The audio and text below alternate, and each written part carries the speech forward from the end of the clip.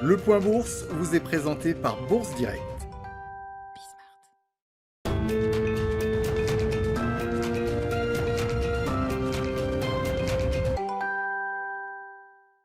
Clôture dans le rouge pour le CAC 40 qui perd 1,22% ce soir à 4 978 points. Sur la semaine, l'indice parisien perd 0,65% dans un volume d'échanges ce soir plus conséquent que d'habitude de près de 9 milliards d'euros.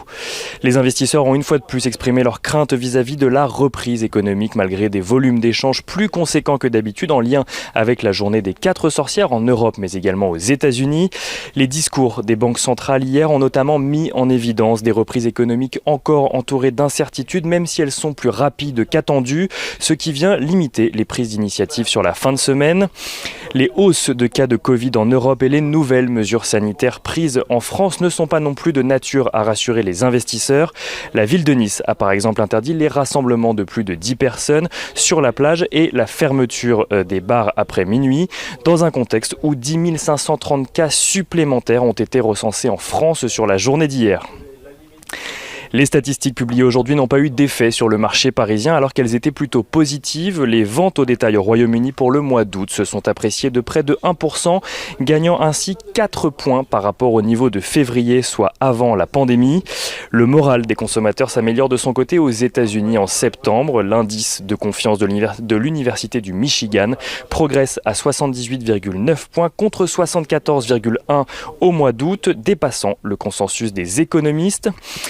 Côté valeur, à présent, Euronext signe la plus forte hausse du SRD. Le titre gagne un peu plus de 4% avec l'annonce du London Stock Exchange qui a confirmé être entré en négociation exclusive avec l'opérateur pour lui céder Borsa Italiana.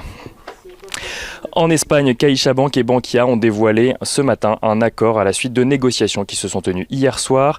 Les deux banques se sont entendues pour un accord d'actionnariat qui permet à CaixaBank d'acquérir Bankia.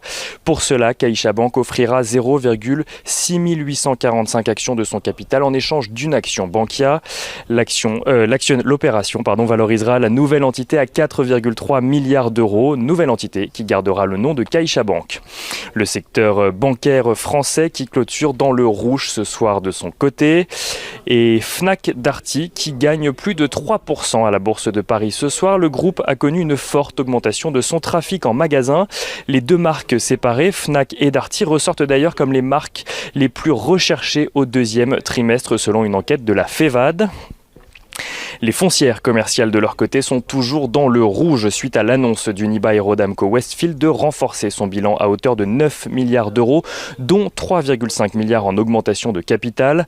Unibail-Rodamco qui perd plus de 11% ce soir, entraînant avec lui les autres foncières commerciales. Klépierre perd près de 10%, tandis que Mercialis perd près de 10% également et Covivio perd 3% ce soir.